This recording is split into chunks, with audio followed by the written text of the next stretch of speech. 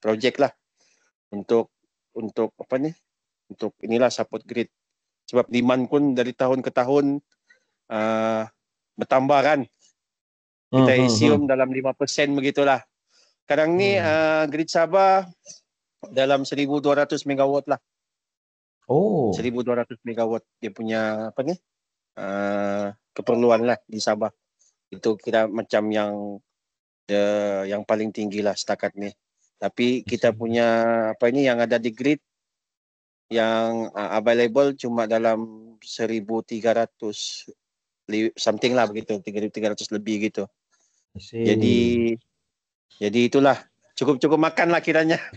Itu yang kita ada tahu, belum lagi ada apa-apa keputusan, mungkin mau habis macam di Sabah ni dia ada West Coast, ada East Coast. Sekarang ni kalau di West Coast tu dia berlebihan lah. Tapi kalau di East Coast, di Pantai Timur, di bahagian Sandakan, Tawau, Ladatu, sekarang ini dia bergantung kepada West Coast lah, transport load daripada West. Jadi kalau link tu, transmission punya sistem tu collapse ke apakah, memang high risk lah untuk East Coast. Macam kami di SJ di Sandakan ni memang high risk lah. Baik, di Sabah, maaflah saya nak tanya, saya setahu saya tahap volta di sana 275 kan? Yang 500 dah ada buat? Tiada tuan, masih 275 sih ada. 275 kan? Masih lagi lah. Ya, masih lagi. Baik, sebab di Sarawak saya difahamkan baru ada usaha untuk membuat first line lah, PM ataupun substation ataupun PMU yang bawah Sabah Energy nak buat line untuk yang 500 kV lah. Cuma di Sabah belum lagi lah ya. Belum ada lagi tuan. Itu yang transport load pun limited kan, jadi dah tahu lah in future macam mana. Yalah, ini macam ada campur tangan politik juga, susah je mau cakap. Faham. Baik. Cuma yalah kita sama-sama bukan, maksud saya kita sama-sama jurutera, kita mungkin boleh bersembang kan, kita bincang apa keperluan ataupun bagaimana kita melihat satu benda itu boleh dimanfaatkan kepada negara kita lah. Kepada Malaysia lah. Baik Sabah Sarawak sekali lah. Macam saya cakap tadi, saya melihat di power plant ni disebabkan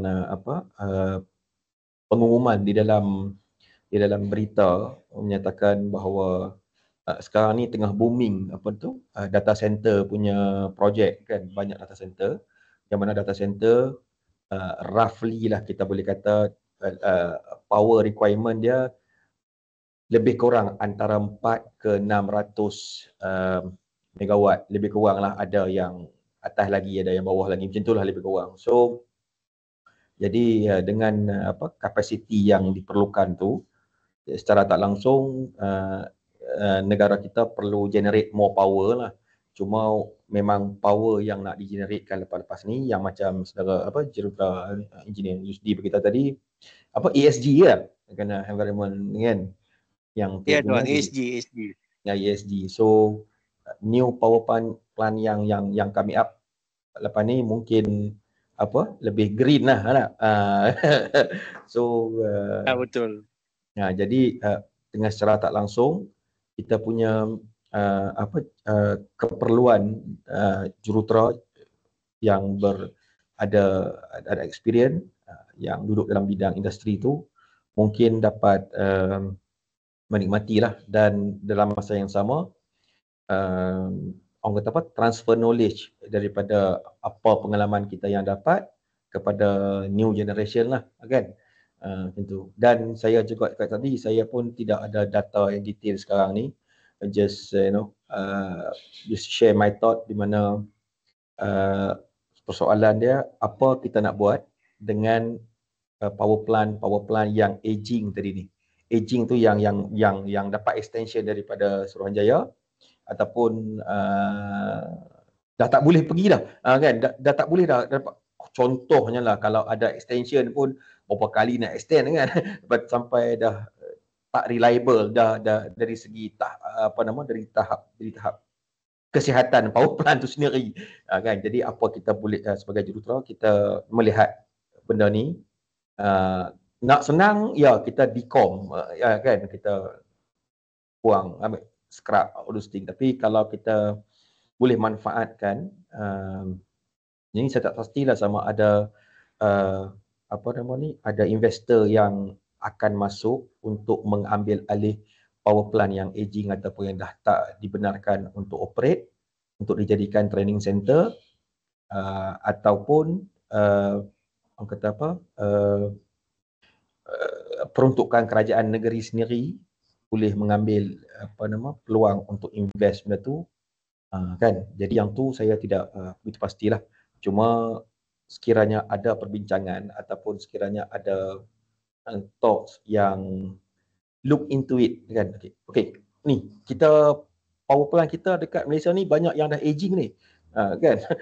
Kemudian kita dengar pula power plant yang ada yang buat rejuvenate apa semua, tapi at the same time keperluan power, energy, demand makin tinggi. So kita tahu power plant baru akan datang. Dan ni lama-lama ni nak buat macam mana? How are we going to handle this? Kan? Macam tu lah. Itu kalau mungkin kita ada sedikit masa untuk sahabat lain yang join untuk kita discuss. Siapa lagi? Kalau Dukun ada idea, pandangan nak sembang, nak mencelah, silakanlah.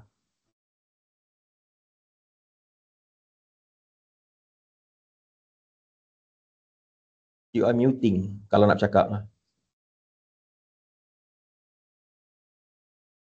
Yusdi, dah ambil exam kan? Ya tuan, sudah alhamdulillah. Alhamdulillah. Okey lah itu. Kan dah lama dah. Baru tahun ni dapat. Alhamdulillah. Alhamdulillah. Tahniah akhirnya. Alhamdulillah. Macam mana perasaan? Share lah perasaan. Saya boleh mengimbau kembali. Kenangan masa struggle jugalah tuan. Ya. Saya punya report pun dalam 5-6 kali jugalah. Kena tendang, lepas tu kena buat balik, kena tendang, buat balik. Apa yang selalunya apa? Adalah minta macam clarification apa semua kan. Memang kita punya yang saya punya panel tu memang agak strict jugalah. I see. Panel tu juga. Ya, panel tu dia ada bagi tahu kan dia punya background? Memang panel mechanical juga kan. Mechanical tapi dia punya daripada industri yang sama dia memang konsultan. Oh, dia memang terlibat dengan konsultan lah. I see. Jadi memang agak detail lah. Perempuan lagi. Oh. Memang sebiji buku tu. Oh ya. Cuma apa? Dalam report tu apa yang dia komen selalunya, apa yang dia minta, share lah sikit. Mungkin boleh menjadi manfaat kalau kepada macam ada report tu yang saya ingat lah. Dia lebih kepada evidence tu lah. Dia mau lebih kepada nampak tu evidence tu yang boleh support lah apa yang kita cakap dalam pengalaman tu kan. Betul dalam pengalaman apa yang kita tulis. Dia kena evidence tu yang memang bertepatan dan menyeluruh lah dia mau. Yang tu lah agak boleh lah. Okey. Berapa lama proses tu dari kalau USD engineer USD boleh share daripada you submit kemudian daripada mula saya submit bulan Julai tahun lepas. Saya kena panggil interview bulan Januari yang tahun ni. Oh, okey. Lama jugalah situ. Lepas daripada bulan Januari yang saya Iron tu saya ikut pakai ROTC. ROTC. IEM. ROTC IEM. Jadi lepas kena panggil interview tu, saya assume memang tiada salah apa-apa yang tiada salah cacat celah saya punya report kan. Saya assume begitu. Saya tanya kawan-kawan yang sudah pun, dia bilang kalau sudah kena panggil interview, that's mean kita punya report tu kira macam okey lah kan, tiada apa-apa sudah, semua pun okey ikut dia punya apa-apa yang ikut format apa itu ni semua. Bila saya kan kita kena cari kita yang panel tu yang akan cari kita untuk Betul kan? untuk buat appointment kah ataupun macam tentukan tarikh interview tu kan. Panel tu. Masa tu dia minta report lah. Saya dah tahu pula IM sudah bagi report dengan dia. Dia minta lagi report dengan saya. Jadi saya bagi yang sama lah yang IM bagi. Tiadalah saya ubah-ubah apa ini semua kan. Jadi saya bagilah report. Tengok ada lagi demo tu. Jadi tidak dapat bagi tarikh yang jelas lah untuk interview. Dia minta clarification itu ini semua. Satu lepas satu. Okey, dia jadi macam juga lah tu, saya rasa. Saya terpaksa cari itu ni. Tahu lah kan yang lama-lama punya. Kita bukan simpan semua, kita bukan Yalah, ada benda yang kadang-kadang macam tentu ada projek-projek tu, ada yang evidence dia mau itu ini semua kan. Jadi itulah yang saya rasa macam bagus je lah, seronok juga sebenarnya. Kita recall balik kan apa yang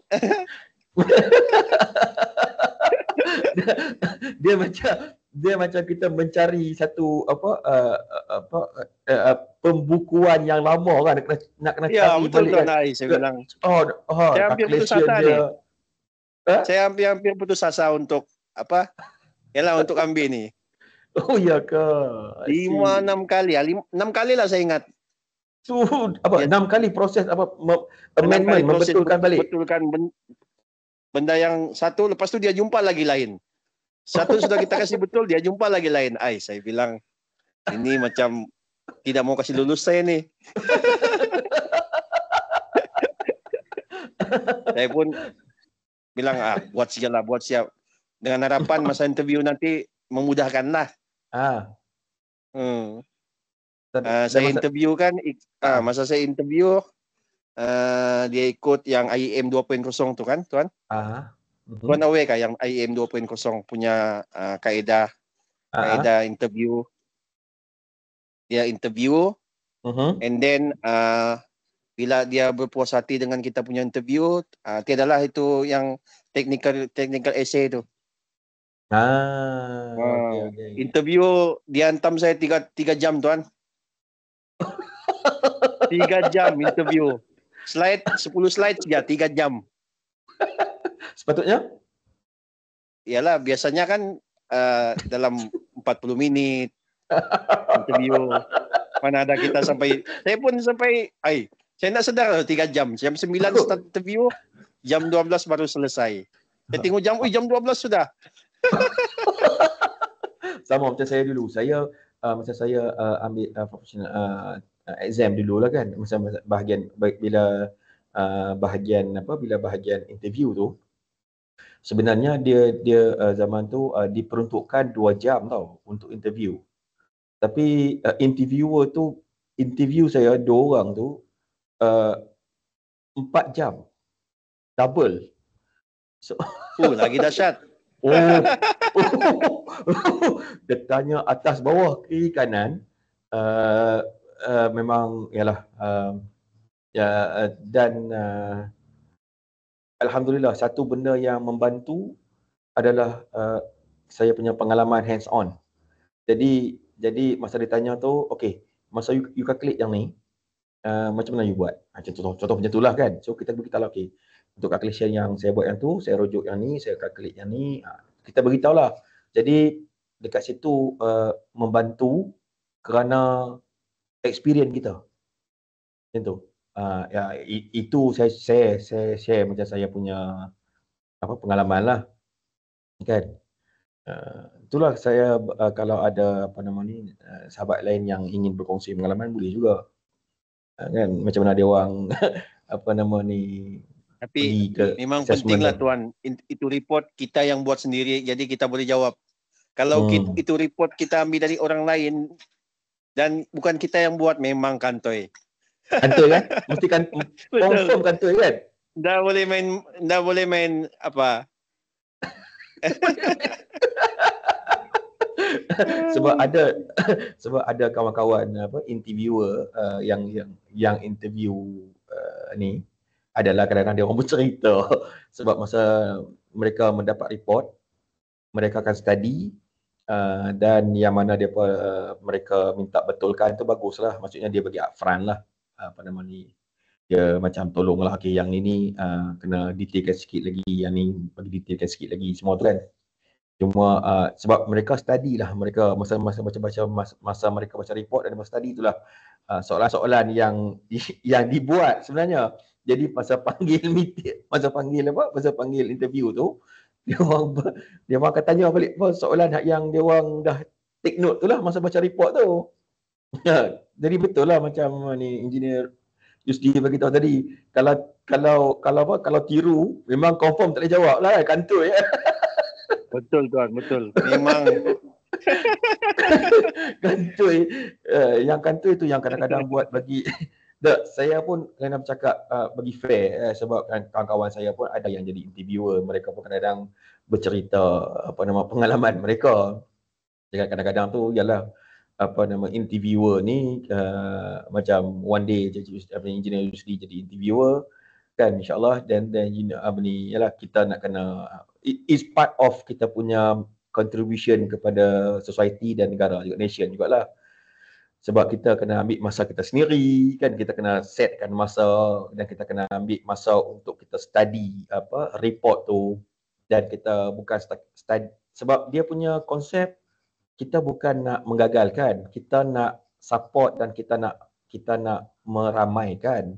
Jadi disebabkan demikian, kita secara tak langsung kita bantu bila kita baca report tu, kita take note lah, okey, bahagian ni kena detailkan sikit, bahagian ni kena tambah lagi, yang ni yang tu kan. Jadi secara tak langsung interviewer dengan kandidat tu dapat understanding lah. Cuma of course lah bila ada soalan-soalan cepu mas tu kan dia apa nama ni, kalau dia buat kalau interviewer satu je soalan betul salah, kalau salah mati dia kan. So kadang-kadang interviewer tu dia prepare 10 soalan, kalau salah 2 tu lulus lah, masih lulus lah, macam tu lah. Kan lebih kurang kan gitu lah. ada juga lah yang saya tak boleh jawab Tuan. Ada juga yang saya tak boleh jawab lah. Terpaksa jujur saya lah. Sebab tu kadang-kadang interviewer apa yang nak menolong tu kan, dia sediakan saya beri contoh kan 10 soalan. So berdasarkan report tu dia akan tanyalah 10 soalan tu. So jawab yang salah tu dia tak pangkah lah, tapi yang betul tu dia pergi markah, tengok okey lah kan. Dalam 10 soalan apa nama 8 ataupun 9 betul, satu salah, lulus lah. Ni kalau dalam 10 soalan 10 salah, susah lah juga kan. Macam tu lah kita interview. Itu tak boleh tolong tu Tuan. Macam mana? Tak boleh tolong saya tu kalau begitu. Tak boleh tolong saya kalau macam tu. Ya. Macam tu lah kadang-kadang. Sebab konsep dia kita tengok penerangan daripada Board of Engineer sendiri pun masa dia buat penerangan, dia memang menekankan bahawasanya konsep untuk apa nama ni assessment ni, konsep dia bukan konsep okey, dia macam ni tau. Kadang-kadang kesalahfahaman dia bukan kesalahfahaman ataupun tak sampai mesej yang nak disampaikan. Sebab kadang-kadang Board of Engineer dia panggil panel-panel dia ataupun dia panggil dia ada offer melalui email hantar tu. Macam saya cakap tadi lah, tak semua orang yang willing to sacrifice time dan ambil ialah contohnya you duduk dekat Sabah, tiba-tiba dia nak buat apa nama ni program tu, explanation tu dekat KL. So you kena sacrifice masa, ambil tiket flight, bayar, mungkin kena tidur hotel kan, kalau kadang-kadang 2 hari 3 hari untuk seminar tu ataupun buat brainstorming benda tu, work apa nama dia panggil apa, apa dia panggil, workshop. So kat situlah yang kadang-kadang yang datang ni antara interviewer ataupun practitioner industri ni datang, korbankan masa dengan family apa semua tu, ataupun dengan time kerja ambil cuti apa semua tu, pergi discuss, sebab kita membuat satu garis panduan ataupun yardstick bertujuan bukan menggagalkan. Berbeza dengan assessment kalau dibuat di dalam syarikat. Sebab assessment di dalam syarikat dia lebih orang kata apa, memastikan seseorang ataupun staf syarikat itu knowledgeable enough atau berkompetent skill enough untuk di reward dengan kenaikan gaji, pangkat, semua tu. Tetapi bila BEM, IEM ataupun mindset yang dan seangkatan dengannya lah buat benda ni, kepentingan mereka hanyalah untuk memartabatkan kita punya profession jurutera, dan dia bahasa mudahnya dia membantu juga kan sebenarnya those people yang achieve dapat professional engineer title ni boleh pakai, dan dengan harapan mudah-mudahan dapat naik pangkat kan, ada nama sikit lah kan, carry weightage compare dengan kalau yang dibuat secara internal dalaman syarikat mana-mana pun, sebab dia involve dengan financial, itulah lebih kurang. Okey, siapa lagi? Terima kasih banyak Engineer Yusdi. Boleh je ni, siapa dah kita dah sahabat kita ni, Engineer Rido, Engineer Shah, Engineer Hafizuddin, nak share apa-apa, kita bukan ada kita santai je sembang-sembang pengalaman, nak share apa tadi. Boleh ya, silakan. Tak ada apa yang restricted pun, kita sembang-sembang. Cuma dia rindu, orang kata apa, rindu momen macam zaman MCO lah kan. Semua orang pakai online. Kemudian sembang through online.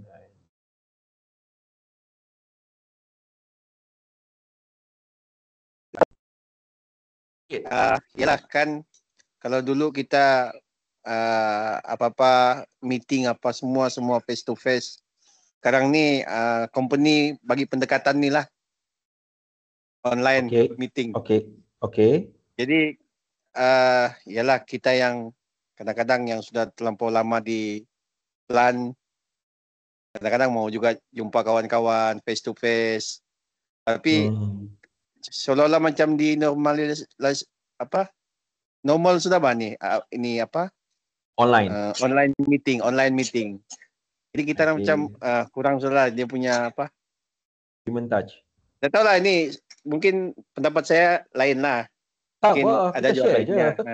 Yeah. Dia kita sembang-sembang santai. Tak ada yang betul, tak ada yang salah. Just share your thought kan kita. Tak apalah, luahan perasaan. Itulah tu. Kadang kita mau ini balik-balik online. Kita buka, lepas tu tinggal laptop. Mana ada tiada apa ni? Tiada input. Bila meeting kena panggil tiada. Sebab apa? Macam tiada, entahlah, mungkin yalah, tahulah kalau online ni kan kurang sikit dia punya keberkesanan meeting tu. Itu pendapat saya lah tuan. Tak apa, okey. Saya cuma saya teringat zaman MCO dulu.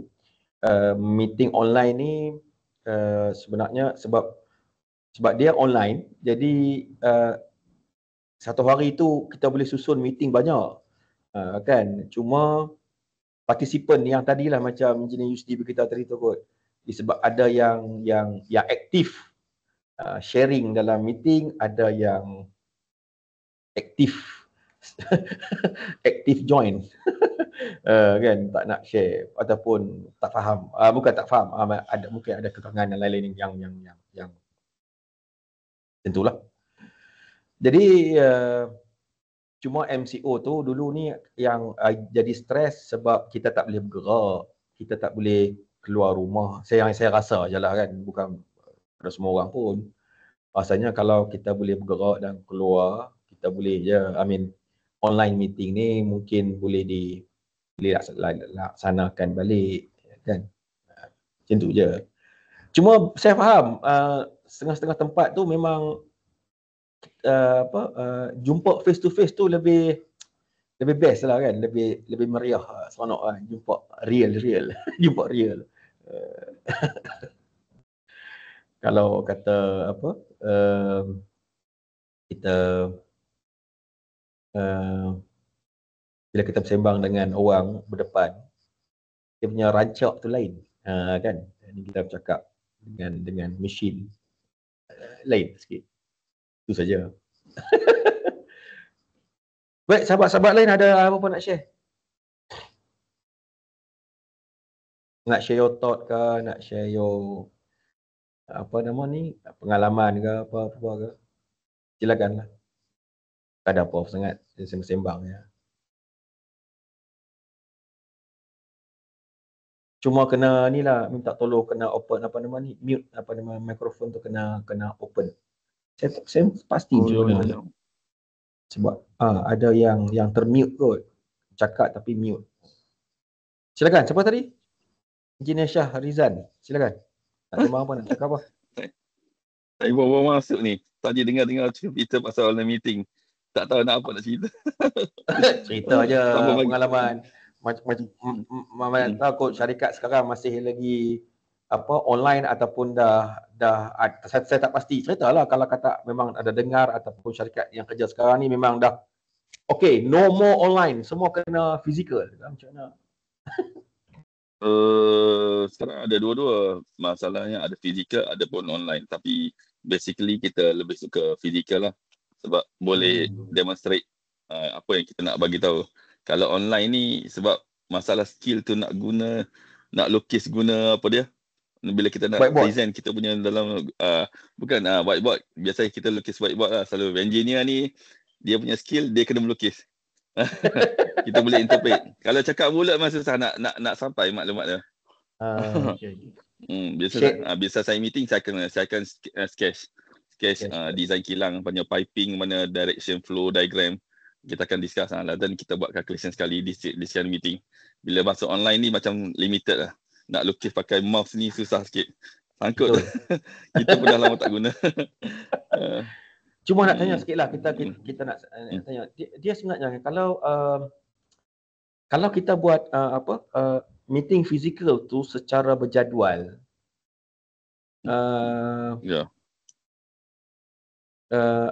ataupun kita buat meeting macam ni, kekerapan meeting tu mungkin kalau seminggu tu ada 3 meeting ataupun ada 5 meeting, kesemuanya rasanya perlu fizikal ke ataupun hanya 1-2 je kot fizikal, yang lain tu boleh online je kot. Kau macam mana pendapat? Saya start tahun lepas kita practice weekly meeting. Weekly meeting, okay. Maknanya kita set hari untuk meeting management. Ada hari lah, macam dalam seminggu tu ada satu hari Selasa. Lepas tu yang lain kita just buat macam kita follow online punya training lah. Tapi basically semua pakai Google Meet lah. Saya banyak pakai Google Meet. Jadi bila kita nak demonstrate tu, jadi nak preparation tu susah. Sebab kena detail explanation lah. Jadi sebab dia orang tak nampak. Bila kita nak demonstrate dekat sketch tu, dalam pakai Google Meet tu, saya nak present lukisan apa tu susah, dia nak faham. Jadi itu yang jadi isu selalu. Jadi bila kita duduk face to face, kita explain bila face to face, baru orang boleh faham. Sebab mungkin orang lama dia suka lagi face to face. Orang baru, generasi saya tak pasti. Bila saya cakap, bila kita explain by phone pun lagi susah nak faham. Jadi kena tunggu dia datang, kita tunjuk, tak sampai berapa seminit 2 minit semua dah faham dah. I see. Macam tu. Menarik. Kita memang apa nama ni,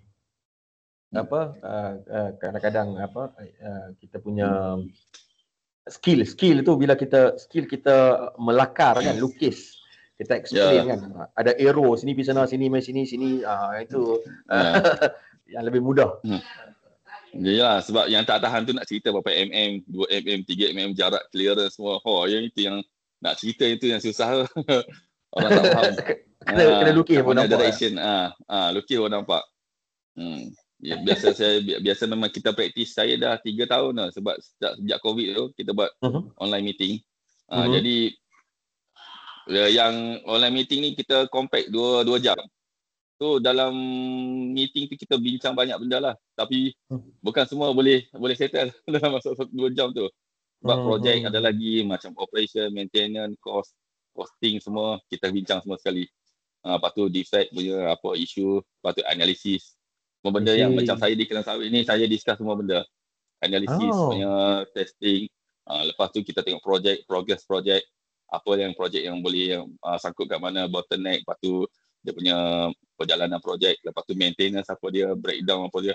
Biasa maintenance dengan operation ni kita discuss by data lah. By data ni kita akan tanya apa, so kita akan korek sampai kita jumpa root cause dia.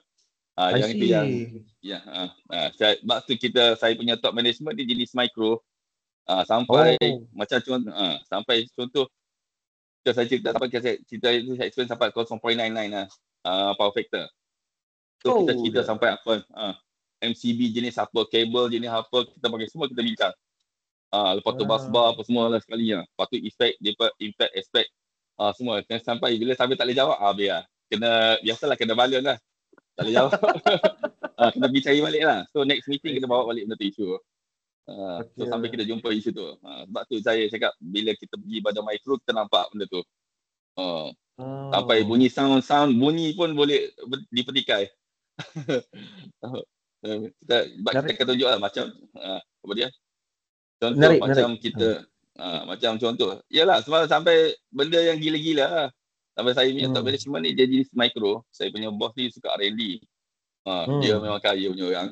Kalau 1 juta, 2 juta tu dia kata very cheap lah dekat saya. Itu yang kita very cheap. Kita risau benda tu projek yang besar. Contoh macam saya tahan punya projek apa semua tu, kita cakap dia defect. Padahal defect tu cuma clearance saja. Tak mau. Dia suruh kita rectify sampai dapat perfect. Nak dapat perfect tu yang pening kepala. So discussion lah dia. Sampai video kamera tu, kita pakai kamera Samsung yang boleh zoom sampai kecil, boleh nampak lubang. Yang itu saya tak tahan. Yang itu yang pening selalu. Bila benda tu dia ambil gambar, dia akan zoom. Kalau online meeting ni kita boleh tengok gambar. Dia akan tunjuk mana gambar mana. Itu yang kita nampak. Patut pada graf, kita study graf tu kenapa ada. So daripada defect, aspect, impact, banyak yang kita discuss lah. Itu yang saya pun dah banyak belajar benda tu. Yang itu yang bila kita cakap critical tu, kita kena push weekly. So banyak, saya boleh settle setahun tu 17-18 projek dalam 1 tahun. Pasang mesin, commissioning. Memang struggle. Yang itu yang masuk hospital tu. Maaf ni engineer Shah, maaf saya nak tanya, saya memang tak pernah pengalaman dalam industri sawit ni. Dia macam mana? Boleh tak cerita sikit background dia macam mana? Dia macam power plant ke? Dia macam kilang ke? Dia macam macam ni, macam saya ni, saya sebagai manager ke senior manager. Kita private company. So more saya kalau manager ni, kalau kilang sawit ni memang goyang kaki lah. Tak buat apa pun, assistant. Tapi dia tak nak ada assistant, dia nak manager tu sendiri buat kerja tu. Dan saya kena handle projek. Baru ada nilai. So saya jadi operation, saya jaga projek juga. So saya ada projek baru, saya buat lepas tu analisis. Mana dia study lah. Dia dengan owner. Owner cuma buat agreement, bayar berapa banyak ni. Dia bagi kita, you execute this job. So you handle, so you buat benda. Execute. Jadi saya execute sampai commissioning benda tu. Daripada groundwork, electrical, mechanical, pasang and then sampai commissioning and then kita test analisis result, dapat apa yang tak puas hati, bagi tahu konten sampai dia dapat nak target kita capai. Contoh macam macam kita commissioning boiler dengan turbine baru. So saya pun turbine, kita test lah, macam buat blowing test apa semua. Sampai saya buat sampai 30 kali blowing test. Dia kata dia nak result yang cantik. Sampai saya berpening kepala. Saya akan display dalam meeting, dia kata tak mau, dot tak mau. Buat lagi. Sampai 3 kali, 4 kali meeting. Last kali yang final tu saya buat yang kali ketiga, step pertama buat 10 kali, step kedua 10 kali, step ketiga pun 10 kali.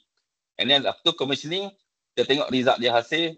So nak tengok steam pula, warna steam. Saya pun kira-kira sampai steam punya colour.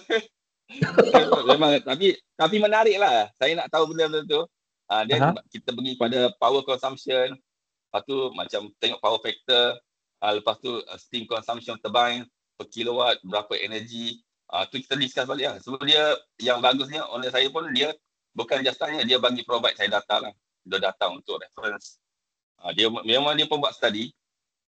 Macam switchboard. Kita tengoklah macam mana nak dapat target dia nak try dapat. Dia saya punya owner ni, dia electronic engineering. Okay. So dia minat dengan automation. So dia design. So that's mean bila buat tu dia akan push saya macam mana tengok apa spare part apa. Macam kalau ada switchboard saya akan bagi dia data. So kita calculate lah. So yang kata theorem Pythagoras tu. Theorem Pythagoras dengan kVA, kVAR dengan kilowatt. So dia tengok dia tak mau ada kVAR ni banyak tinggi sangat. So kita ada pakai satu software make data apa semua. So kita rebate lah. So apa yang kita jumpa masalah dekat power factor conversion bank lah. So kita upgrade dia punya ni and then kita upgrade bus bar. So dapat bila bus bar memang different lah dapat. So kita dapat 0.99 to 1 bila synchronize turbine daripada TNV tu. Saya pun surprise pun boleh jadi. So memang execute lah saya punya kerja tu. Sebab tu saya memang familiar dengan apa dia, dengan projek-projek buat kerja-kerja ni macam commissioning boiler. So kita tahulah benda tu detail, tengok data. So sampai kontraktor ni pun pening juga dengan saya. Sebab kita dah meeting dengan bos. So sebab dia bos ni dia ada lagi 5 kilang. So kebanyakan defect yang daripada kilang sebelum-sebelum ni dia explain pada saya. So suruh tengok benda ni, ini penting, dia akan tunjuk gambar. So saya akan follow up based on the case yang previous case. So kita tengok kontraktor tu repeat benda yang sama. So yang kita tekan kontraktor. So kita nak dapat target. Kita tahu macam mana tahu. Sebab kontraktor ni, project engineer selalu bertukar. Kalau main previous lepas, dia akan tukar project engineer lain. So project engineer ni depan dengan saya memang banyak yang menangis. Sebab kita dah ada data. Bukan kita cakap suka-suka, kita ada data, kita ada gambar semua ada kita tunjuk. Kita tak mau macam ni you buat. Kita nak you buat macam ni. So nak perfect apa yang kita nak. Itu yang kita target. Kita target mesti perfect lah kita nak. Tapi tak boleh dapat perfect pun. Masih 99.9 macam tu lah. 90, 98. Contoh semua kita akan tengok semua. So tapi bila commissioning tak boleh dapat 100% pun. So macam bila commissioning, so kita study lagi. Sebab kita ada sometimes bila buat decision, dulu kita nak pergi kepada semua besar. Masa kita buat target dulu, project semua nak upgrade jadi oversize design. Design semua oversize. Target dia future dia nak buah banyak apa semua macam FFB kan. Target dia proses nak tarik semua. Tapi bila sawit tu dah naik harga melambung, jadi cash flow tak cukup. So target pada quality. So benda projek dah jalan, macam mana nak buat, nak ubah. Yang besar jalan under capacity, lagi pening kepala. Kalau over capacity lain cerita. Kita jalan lah. Sebab design tu dah ada, nak jalan under capacity. Terpaksa tuning balik. Tapi yang beruntungnya saya, company saya ni, dia implement inverter, memang berani. Daripada 2011 sampai sekarang saya guna inverter dekat semua mesin. Jadi setiap saya berani manipulate inverter tu, kita buat sampai terbakar inverter tu. Tapi industri sawit dia tak berani pasang. Saya dah tanya Felda, dah tanya Faircraft, semua tak berani pasang. Jadi kita start pasang dekat boiler, kita test. So jadi boiler make punya kontraktor tu dia tengok, wah boleh jadi ya. So saya adalah saya tunjuk dia macam mana kita nak buat. So masih di situ dia banyak belajar dengan kita, then dia pasang dekat boiler-boiler lain yang dia punya projek tempat lain. So di situ yang dia nampak. Jadi macam dekat mesin-mesin kita test pasang juga. So kita boleh dapat lah. So yang terbaru ni kita guna soft starter. Dalam industri sawit ni, soft starter ni susah sebab dia mechanical banyak. Dia sensitif. Silap sikit dia terjam. Sebab dia soft starter dia lembut. Kena benda yang mesin yang kilang-kilang, orang kata kilang makanan yang ringan-ringan. Tapi sebab kilang sawit ni dia heavy duty. So bila starting top dia tinggi, jalan tom. Jadi soft starter dia tak boleh back up. So kita paksa juga buat. Akhirnya setahun saya jalan, alhamdulillah berjaya. Soft starter. So kita dapat rendah lah. Kita dapat soft starter. Jadi saya dapat steam, semua orang takkan ni kilang yang lain, kita panggil steam flow, berapa kg steam per kilowatt. Saya dapat sampai 10 kg steam per kilowatt. Sampai orang termenung. Macam mana rendah sangat? Terlalu efisien lah cakap saya. Yalah saya cakap soft starter. Sebab kita tengok betul-betul soft starter tu. Rupanya soft starter ni dia mesti ada, mesin tu mesti ada clearance dia. Tak boleh ada rapat sangat. 1-2 mm. Dia mesti kena ada 5 mm gap clearance dia. Lebih pada 5 mm ke atas. Baru lembut. So okey lah. Saya pakai soft starter inverter. Memang cantik. So kita dah je nak beat lah. Jadi cost, sebab target kita sebenarnya nak pakai TNB. Sebenarnya. Ya, saya nak kilang sawit nak pakai TNB. Nak tutup turbine tu. Sebenarnya. Jadi tapi isu je tengok dia punya TNB rate tu dah tinggi. Tak jadi. Sebab kita test saja kena generate sendiri lah. Kita nak paksa pakai turbine balik. Sebab first month kita test 25,000. Kita dapat pakai soft starter 25,000. Sekali TNB dah naik rate mula-mula daripada kita nak low voltage pergi HT pula. Memang tinggi lah. Tengok rate sampai 50-60,000 tak jadi lah. Jalan balik turbine lah. Itu gamble lah. Benda tu gamble testing. Tapi okey lah. Worst lah. Saya dapat banyak R&D dengan saya punya owner ni. Dia suka R&D. Tu je yang saya minatnya. Saya stay dengan dia sebab dia R&D dia. Memang pecah kepala lah. Tapi seronok. Kita ni kalau berbanding dengan industri yang saya masuk private lain, just jalan je lah, jalan macam tu lah. Main jalan je lah. Kilang tak tahu apa benda. Jadi tak ada basic principle engineering. Daripada industri kilang yang saya masuk ni, yang banyak saya belajar bab fundamental. Implement fundamental semua apa. Jadi saya faham lah macam mana nak guna implementation tu. Kalau yang saya kerja agensi dulu, first company saya IOI. Apa pun tak boleh belajar. Yalah, semua cantik. Kilang besar-besar sebenarnya orang ingat nampak bagus lah. Tapi kilang besar dia tak bagus pun bagi saya. Kita tak boleh belajar. Saya boiler saya tak boleh belajar apa pun sebab operation tu boiler man tu memang dah otai. Lepas tu bila servis boiler, contoh banyak pakai kontraktor, kita datang sengih engineer. Apa benda dia buat tu lah. Tak tahu masa mula kerja. Ini safety valve tanya nak, sebab duk Sabah Sarawak. Jadi info tak ada. Saya dulu kerja 4 tahun duduk dalam hutan, jadi buku nak tak ada datang buku. So saya balik Semenanjung, saya jumpa dengan owner ni. So dia cakap, first talk, we must talk about fundamental first. Don't talk about orang sampaikan maklumat ni, orang sampai now. Start with fundamental and then we discuss. Jadi saya pun terbuka mata. Wah, betul lah. Talk with fundamental. Baru fundamental lah keyword dia. Fundamental.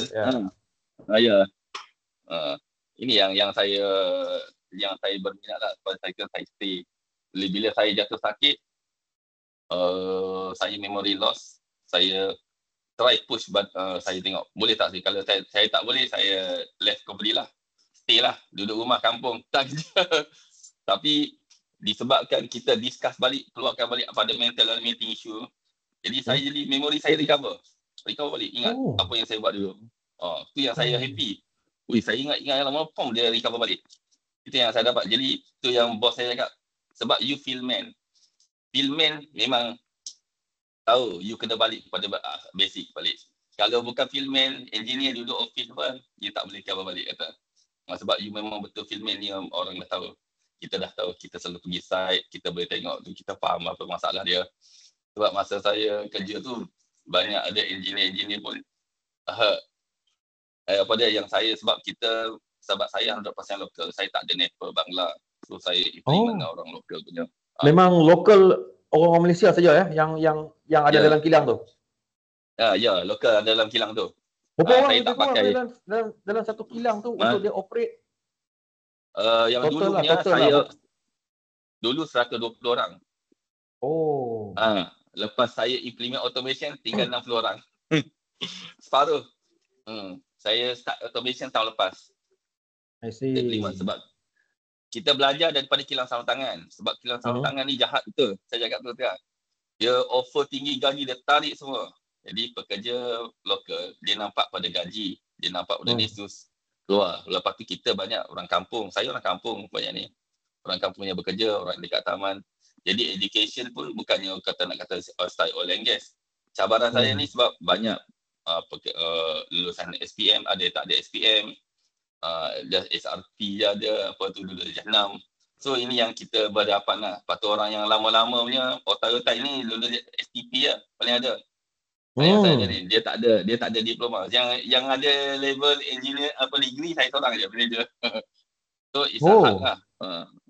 Bukannya easy kita nak go through daripada top to bottom lah nak gerak. So saya terpaksa guna konsep micro management. Saya kena bergerak daripada atas ke bawah, saya buat training.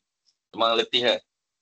Saya ajar kita punya staff, saya ajar operator macam mana jalan, saya naik balik, saya recover balik, follow up sampai dia dapat target yang kita nak. Memang one man show lah cakap. Ini cabaran di private. Dia tak sama dengan macam Pelda, dia tak sama macam IFI. Dia dah ada level dia masing-masing masa kerja dulu. So kita bagi tahu arahan supaya dia akan execute untuk operator. Macam saya di private, saya kena start daripada atas kerja manager, saya akan turun daripada supervisor, boilerman, semua saya akan gerak sampai operator, sampai fireman. Kita nak you gerak macam ni. Tapi benda tu selalu kena follow up lah setiap bulan. Saya kena bergerak macam tu. Sometimes memang letih lah. Antara cabaran utama sebenarnya macam mana? Adakah industri tu dia memang nak tahu jugalah apa nama ni? Ke tahap welcoming kepada jurutera muda ni macam mana? Dia jurutera muda ni saya tengok memang tak berminat. Bila private, dia mungkin kalau dia nak pergi pun memang sebab saya pernah test satu student Unita Chinese lah. Kita test dia first tahun 2011. Saya ambil pada student Unita degree mechanical engineering. First class punya. Dia masa dia training, industry training. Saya bagi dia, saya bagi task kat dia. So selepas 6 bulan dia training, dia feedback balik. Saya tanya dia. So welcome lah untuk dia habis. Saya tanya dia, you interested to work here? Saya tanya dia. Dia jawab dah, kalau nak kerja, saya tak mau kilang ni. Saya tak mau dah kerja dalam industri ni. Saya nak kerja dalam industri lain. Saya tak berminat. Sebab kenapa saya tanya dia? Saya tak berminat dengan kotor. Dia kata, saya nak berhak dapat benda-benda yang lebih baik. So dia kata, okey lah. Terima kasih lah. Saya pun tak boleh buat apa. Itu pilihan dia. Itu yang jenis expectation student degree dia macam tu tinggi. Macam saya samalah sebenarnya. Macam saya saya background chemical. Saya punya masa saya degree pun kita tak nampak macam Petronas tau. Kita nampak Schlumberger, Shell, ExxonMobil. Ini yang target kita. Bila nak graduate, nak pergi. Sebab saya pun Petronas kita tak pandang sebenarnya. Ya betul. Macam saya dekat tu. Jadi saya memang target Schlumberger sebab banyak senior kita daripada Schlumberger. Schlumberger, Shell. Dan saya pun dapat training di untuk first interview, first dan second interview di Shell. Wow. Lepas tu di Shell saya dapat second interview di Shell. Lepas tu yang third saya tak dapat. Tu yang saya dah macam malah ingat nak sambung master. And then saya dapat offer. Saya pun tak tahu kilang sawit. Saya tak pernah tahu pasal kilang sawit ni. Tak ada dalam radar saya sebenarnya. Never come across kata nak akan berkhidmat dekat industri kilang sawit. Tak masuk dalam radar saya. Jadi saya tak apalah, kita try masuk. Sekali bawa pergi Sabah punya. Saya duduk dalam hutan. Tengok tak keluar. Kata tak apalah, stay lah sampai sekarang. Dah rezeki saya kat sini. Saya tak bergerak pun. Nanti saya balik Peninsula. Saya masuk, saya tengok private. Private ni macam saya kerja agensi selalu tukar setiap tahun. Transfer. Tahun depan transfer pergi kilang ni. Tahun depan pula lah habis tahun ni, tahun depan transfer. Saya kata, wah teruk kalau agensi macam ni. Baik saya cari kilang. Dia kata kalau masuk private, dia tak boleh transfer. So saya dah masuk private ni sampai mula-mula di Johor. And then 4 tahun saya pindah pula pergi ke Perak sampai sekarang sini. Then saya stay, saya suruh wife saya pindah. Sampai sekarang lah saya malah ada nak pindah-pindah, nak mencari kerja-kerja lain. Family pun dah dekat. Bagi saya nak jadi family man. Tak mahu mana-mana. Bukan nak elak pada gaji, tak minat dah. Orang dah cakap pergi hebat, pergilah. Saya fokus pada diri. Bagi saya happy lah kerja dekat dengan family. Rumah kilang dengan rumah pun 10 minit je. Oh, heaven. Memang heaven, betul lah. Saya dah 15 tahun ni rumah dengan kilang 10 minit je. Lepas tu boleh hantar anak pergi sekolah. Balik tengah hari boleh hantar pergi ambil anak. Senang. So itu kelebihan lah. Ada orang lain saya kata macam dia dapat PE apa. Sebab saya tak continue PE. Sebenarnya PE saya dah start dari Johor lagi. Mula-mula dengan Zaini Ujang. Saya sempat jumpa dia sekali masa tu dia NC UTM. Lepas tu saya pun dapat offer dekat Perak. Saya kata saya tak jadi nak buat dengan dia, saya pindah. And then saya terus nak cari Perak tak ada orang. Nak continue cari yang ada background PE apa untuk chemical ni. Sebab prinsipal saya. Lama tu ada orang approach saya untuk ambil chartered engineer. Saya pun kena bayar 4,000 untuk buat chartered. Saya malas dulu lah, biarlah. Chartered ni saya pun sebab saya tak nampak view apa yang saya beli dengan PE sebab ada kompetisi jadi saya dah selesa lah. Saya lagi mana lagi. Jadi saya pun jumpa dengan kawan saya ada PE chemical. So dia ajak saya pergi buat PE. Saya kata saya tak nak pergi dengan IEM. Sebab saya dah lalui IEM, banyak sangat prosedur. Lepas tu mentor saya ni tak aktif. Saya tanya soalan dia tak jawab. Banyak dia tak boleh pasal logbook. Sebab IEM ni dia kena ikut logbook ABCDE apa 4 ABCDE yang itu yang macam menyukarkan saya lah. Kita ada kerja lagi, kita jaga projek lagi, jaga operation, maintenance, nak buat analisis lagi, meeting lagi. Jadi saya sebenarnya benda tu saya tak faham sebab mentor tu tak boleh terangkan saya. Kalau benda yang saya buat harian tu itulah saya punya kerja. Yang pasal orang nanti punya report. Bila saya submit kali dia kata ini, saya paksa travel daripada Taiping ke Shah Alam nak jumpa dia. Jauh lah. Saya travel sampai dia kata you punya report tak lengkap ni. You kena buat lagi. Tepuk dari nak pergi travel daripada Taiping Shah Alam, letih. Nak jumpa dia bukan senang. Nak contact by phone pun susah. Nak WhatsApp pun susah jawab. Dan sekali saya drop, saya apply melalui BEM dengan kawan baru ni. Kawan saya, dia willing untuk buat saya. Dia ajak sebenarnya saya dah malas nak pelak sebenarnya. Malas nak buat PE. Dia ajak juga push saya. Okeylah, saya pun buat. So saya melalui BEM. So baru ni saya dah interview. Sebenarnya saya malas nak cerita kat sini. ada misunderstanding lah. Mungkin yang interview saya tu muda pada saya. Muda pada kita. Jadi dia tak boleh faham bahasa. Saya kata tak boleh faham bahasa saya. Banyak bila mungkin rasa sebab saya tanya kawan saya, dia komen saya ni macam saya ni tak ada pengalaman. Saya kata, macam ni saya pun terkejut. Dia kata saya tak boleh berjawab. Padahal sebenarnya saya banyak betulkan SSL tu sebenarnya. Dia kata salah cik. Kata cik punya ni salah macam ni. Saya kata saya betulkan dia. Yang tu mungkin saya salah. Mungkin terlalu pandai tunjuk lah. Saya kata tak apalah, saya tak boleh apa. Sebab saya semua betulkan, bukan betulkan nak kata saya bagus. Kita betulkan cara dia explain salah pada saya. So saya betulkan dia lah. Kata macam contoh code. Bila dia tanya, sebenarnya saya explain benda yang simple project. So jadi reviewer PI tu pun ada tanya saya juga kenapa macam ni. Dia kata sepatutnya dia bila tengok saya punya explanation dalam ethics punya exam. Dia kata too good, dia kata saya punya explanation ethics tu. Ethics punya soalan tu saya jawab tu. Dia kata you kenapa you tak boleh jawab yang soalan kedua? Sebenarnya saya dah boleh jawab semua saya tak cukup masa. Saya boleh jawab semua soalan tu.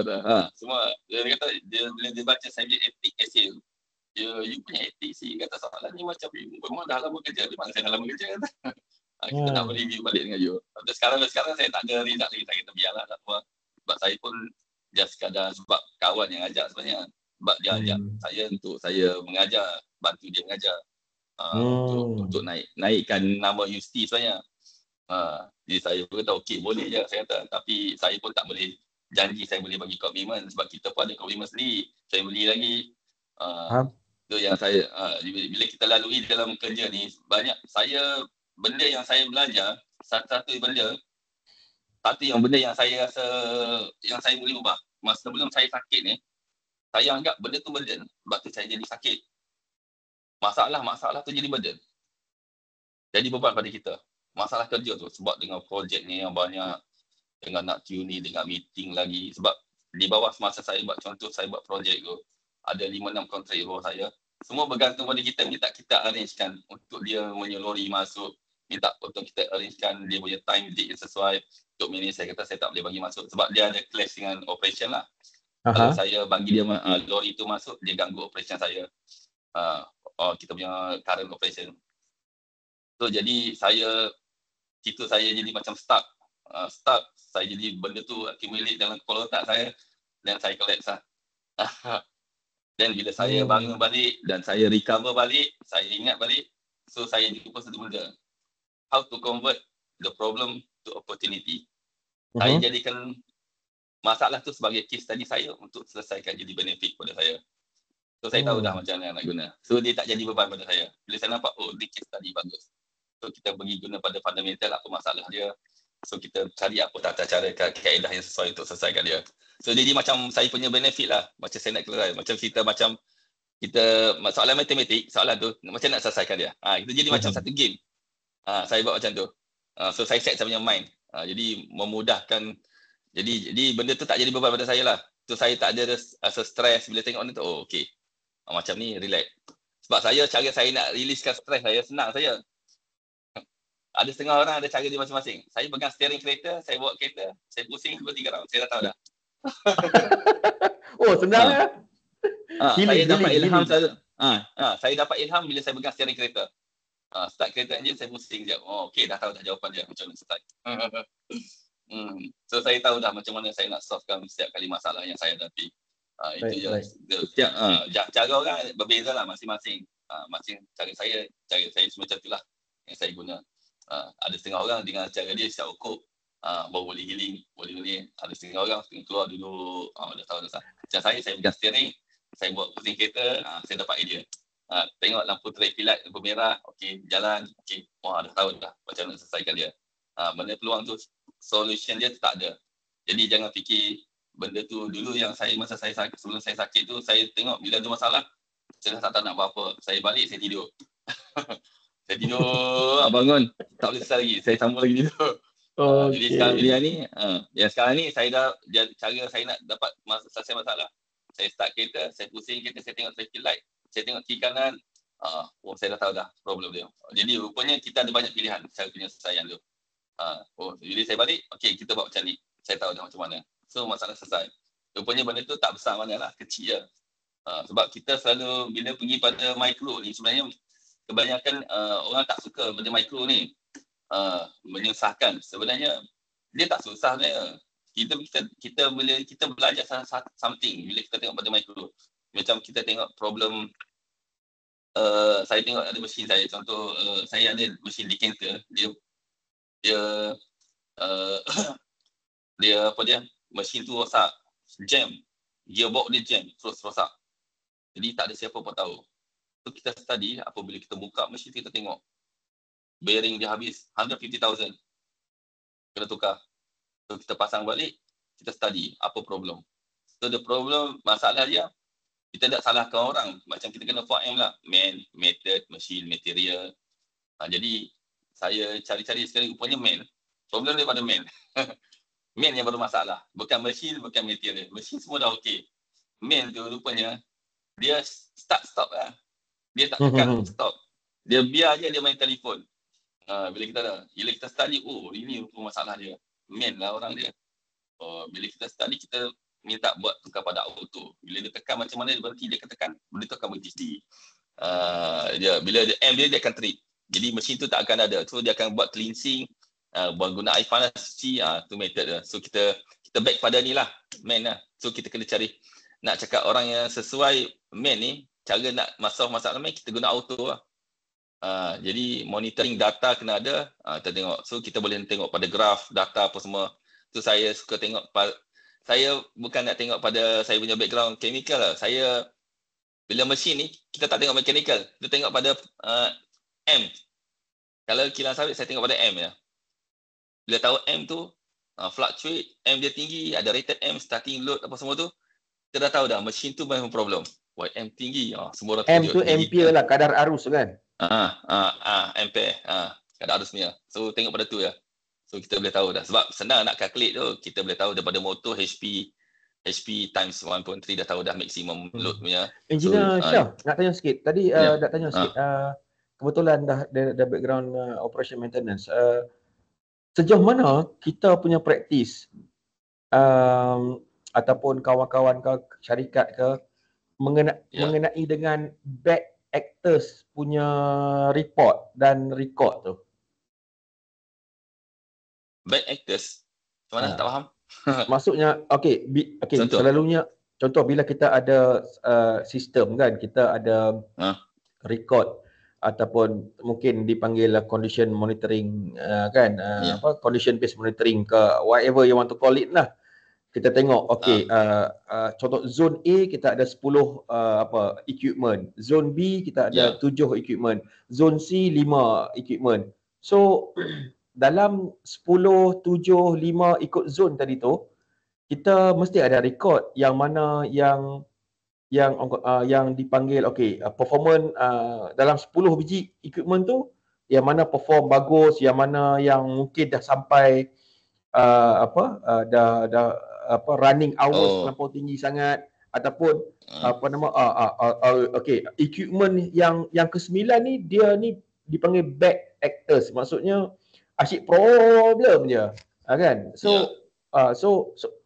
Soalan saya tu, saya nak tahu sejauh mana kita praktis untuk melihat kepada ni equipment yang sakit ni lah. Biasa kita, macam saya cakap lah, macam kalau kita tengok equipment yang sakit ni, kita check habislah, buat pergi micro detail, kita tengok apa yang problem sampai kita jumpa masalah tu. Sometimes dia alignment je, alignment dia tak betul, alignment dia sengit sikit, kenapa boleh rosak benda tu. Kita tengok pattern dia pada kerosakan dia. First kita tengok apa jenis rosak kat mana. Contoh macam saya ambil conveyor rantai, dia kekerapan rantai macam chain yang besar punya. Conveyor chain, dia ada dua, satu drive chain dengan conveying chain. Conveying chain ni kita study. Biasa kalau engineer dia akan tengok breaking load rantai punya strength untuk carry punya load tu.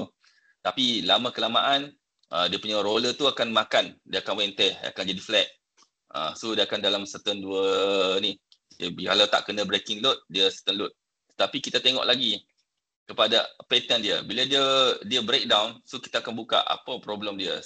Last kali kita check dia punya pin size, design apa semua. Jadi kita nampak pattern dia. Daripada kerosakan tu kita study, dia rupanya dia punya design rantai ni tak sesuai.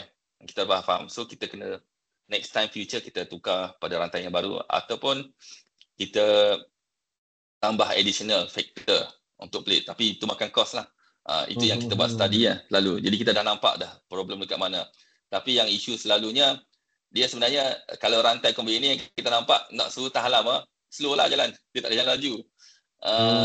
So additional yang kita buat sebelum ni, saya ada macam saya pergi macam conveyor di boiler. Dia kerap breakdown, saya boiler saya kena berhenti. So rantai tu dah jadi panjang sebelah sebab kena heat effect daripada tube conveyor lah, api yang keluar tu. Dia heat dia ada excess heat tu. Jadi rantai tu tak boleh kena panas tu, dia akan elongate, dia akan panjang sebelah. So bila panjang belah dia selalu keluar pada sprocket, effect dia.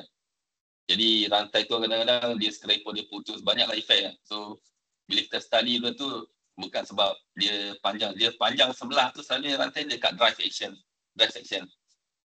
Driven section dekat mana? Dekat drive end? Drive section ni dekat gearbox dengan motor. Rantai tu kena. Dia sebelah yang rantai sebelah sana dia takkan panjang. Yang dekat motor sebab yang tu yang kuat tarik tu. Jadi apa yang kita buat, kita pasang inverter. Kita bagi slow. So starting torque tu yang menyebabkan dia jadi cepat panjang. Bila kita pasang inverter tu risk tu kita dah boleh eliminate. So bila kita nampak ini sebenarnya isu NTL ni sebab speed, benda yang kita nampak speed, design dia, lalunya design pun ada juga masalah, tapi yang ketara dia sebab speed je lah. Rantai tu tak boleh laju sangat. Sometimes manufacturer dia dah kira benda tu. Bila pasang fail. So kena study dengan kita dekat site lah. Sebab masa saya commissioning mesin tu memang kita selalu kat situ. Kita akan nampak, so kita complain. So bila kita complain masa waiting commission 6 bulan tu, kalau dia tak sukses, tak payahlah dia punya claim. Dia punya 10% je. Bayaran based on successful punya ni ya. Menarik. Sebab kita tahan sebab kita tak perhati dengan dia punya after commissioning tu. So dia cakap sukses. So kita akan follow up lah. So saya akan tengok sebab kita ada agreement tu beritahu kat dia. So masa tengah pasang tu kita tengok juga. Sebelum commissioning kita akan tengok semua. Tengok pasang tak betul, kita suruh dia buka balik. Jadi benda tu sepatutnya projek tu macam setahun akan jadi setahun setengah. Lepas tu commissioning. Bila commissioning, dia commissioning senang je. Dia senyap. Tak ada masalah. Tu je. Kalau bunyi bising, memang masalah. Tu je saya. Kalau kilang sawit ni, macam saya, macam turbine turbine alternator. Alternator bunyi tak sedap kan. Kita dengar dah. Dia macam fluctuate bunyi. Saya kata tak sedap ni, ada problem ni. Mesti cari. Kita cari, panggil lah kontraktor tu. Tengok dia lepas dia wiring. Bila dia bunyi senyap, kenapa sedap kan? Cantik bunyi. Baguslah. So, boleh tak tengok. Engineer Syed, nak tanya sikit. Adakah disebabkan industri sawit ni, walaupun kita engineer, kita kekangan ataupun challenging dia tu dekat masa. Maksudnya kalau orang lain mungkin engineer dekat tempat lain habis kerja ataupun hujung minggu ada masa, tapi kalau kerja dalam industri yang sama macam engineer Shah ni memang tak boleh lah macam tu ke macam mana? Memang tak boleh. Saya tak boleh tinggal. Memang tak boleh. Bila keluar WhatsApp ada lagi problem issue. So minta pukul 8 malam minta decision kita macam mana nak buat. So saya kata saya dah letih, terpaksa lah stop. Kita buat besok lah. Itu je lah. Sebab saya tak suka buat kerja malam. Dah jumpa macam-macam. Hantu terbang pun dah jumpa. Ya ke? Sampai biasa kita sampai 2 pagi pun biasa, tapi masalah kerja malam ni tak nampak isu dia. Selepas tu orang pun dah letih. Jadi itu yang saya nampak. Saya nampak dah banyak 10 tahun dia kata saya tak suka buat kerja malam. So jangan, kalau dah rosak tu berhenti-berhentilah esok pagi ya. Jangan menyusahkan diri kata. Bila pagi baik. Sama dengan electrical punya isu kan. Sama macam tu lah. Kalau sebab masalah takkan selesai bila-bila. Dia kata bila selesai ini esok ada lagi masalah lain. Ya betul. Bila kita kerja kilang sawit ni kita macam main sebab saya bukan sekadar main operation maintenance project. Komuniti luar saya, keliling saya ada 10 taman. Wow. Saya baru minggu lepas saya berdepan dengan pegawai khas MV lagi. Lagi pening kepala siap masuk TikTok muka saya. Famous. Artis, jadi artis. Pegawai khas MV dengan komuniti kes banjir kan. Dekat saya tak banjir. Depan dengan saya memang biasalah kena tak. Tu yang kata kena level telinga gajah. Buat muka bodoh je. Orang tembak kita tahan je lah. Sebab saya bila orang tengok, sebab tu saya tak pernah expose kali saya manager tak payah. Iyalah. Tanya dia. Entah dia kat belakang ke. Pada saya kita malah nak kenal ke dia. Bila dia kenal dia isu je bila dengan komuniti. Dia minta duit kita. Ini manager kaya duit. Ini saya sekolah minta kuil lagi, masjid lagi, apa benda, taman lagi, macam-macam minta dengan kita. Memang cabaran lah. Baik. Engineer Shah, terima kasih banyak. Macam ni, saya sebenarnya saya beritahu saya sebenarnya session yang saya buat ni sebenarnya untuk kita sembang-sembang kongsi-kongsi macam ni. Ya betul lah, kongsi-kongsi lah. Bagus. Dan kita pun sebenarnya kita peruntukkan sebenarnya lebih kurang sejam ya abang untuk kita share tadi. Dan kalau ada nak sambung ataupun ada banyak lagi, mungkin kita boleh buat minggu depan, kita jumpa lagi. Dan kepada semua yang sahabat yang hadir malam ni, alhamdulillah, terima kasih kerana kita support dan kita kongsi-kongsi lah pengalaman kan. Benda ni pun ialah orang kata apa,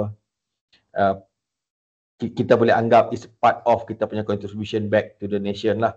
How a nation, how orang take it, benda ni we can control, but what we can do is we do something and we contribute back as what we think of lah, kan. How they're going to take it is hopefully bermanfaat lah, gitu. Baik, saya ucapkan terima kasih kepada sahabat semua. InsyaAllah kalau ada rezeki kita jumpa lagi next week ataupun di masa-masa kelepangan yang boleh. Terima kasih sahabat semua. Okey, boleh. Baik, terima kasih. Assalamualaikum dan selamat malam. Terima kasih tuan-tuan. Baik.